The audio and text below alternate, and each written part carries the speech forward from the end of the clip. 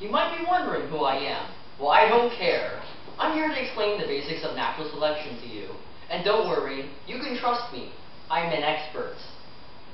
Natural selection is the basis of evolution. It kills off the weak in competition and allows the stronger ones to survive. After the stronger ones survive, they live to reproduce and pass on their genes. Therefore, their offspring are also resistant to the environment. It forces organisms to adapt to their environment and speeds up evolution. As you see, Porky here is stronger than this little one and kicks him away. Yes, natural selection is cold-hearted and merciless.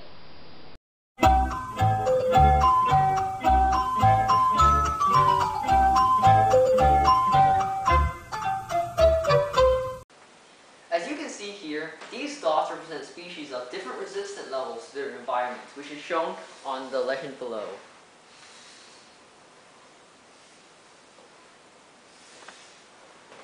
Over time, natural selection will decide who lives and who dies.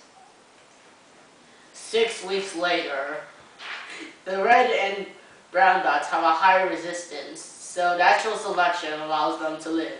However, the weaker dots are demolished and their genes cannot be reproduced. 6 months later. Over time, the strong species, having survived, reproduce and create a new generation of species with the same resistance as the first. In this way, natural selection strengthens species, allowing them to survive longer.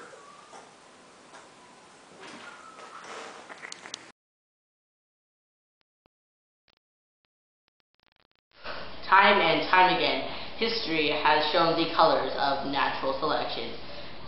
As time progresses, natural selection forces mankind to advance. As guns replace swords,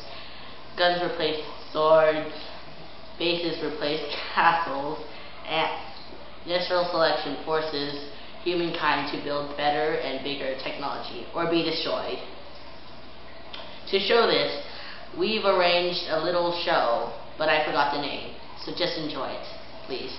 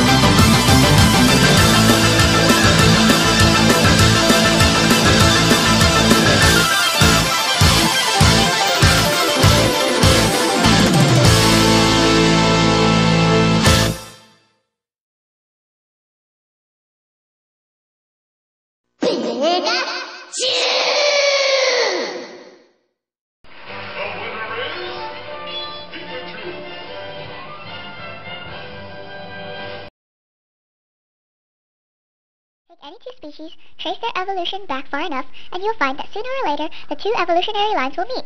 All species share a common ancestor. New species are formed when natural selection isolates a species and forces it to adapt to a new environment. Here we have the flying spaghetti monster. He has volunteered to serve as our common ancestor for today. The flying spaghetti monster sires off 2 children. We'll call them Bob and Joe. Sadly, as Bob and Joe grow to become adults, the flying spaghetti monster dies off. Afterwards, Bob and Joe go their separate ways. Bob moves to the Rocky Mountains and Joe makes his way for the forest. In his new home, Bob has 4 children. 2 of them are twins, and they look just like their father. The third is some fat, furry creature. The last one is the Pokemon Geodude. Too unsuited to the rocky environment, the fat, furry creature quickly disappears through natural selection in a matter of days. Likewise, the twin spaghetti monsters die off as well. The only one that's left is the Geodude. Due to its tough skin and excellent camouflage with the rocks, it lives on to pass on its genes, thus creating a new species. Joe, in his forest habitat, has the same type of children. However, this time the fat furry creature is the one most suited to the trees. it survives to continue its species. Ta-da! Two entirely different species from a single common ancestor. Mind, because the flying spaghetti monster was a flying spaghetti monster, it was able to create two species rather quickly. In real life, natural selection would take centuries to force a common ancestor to adapt.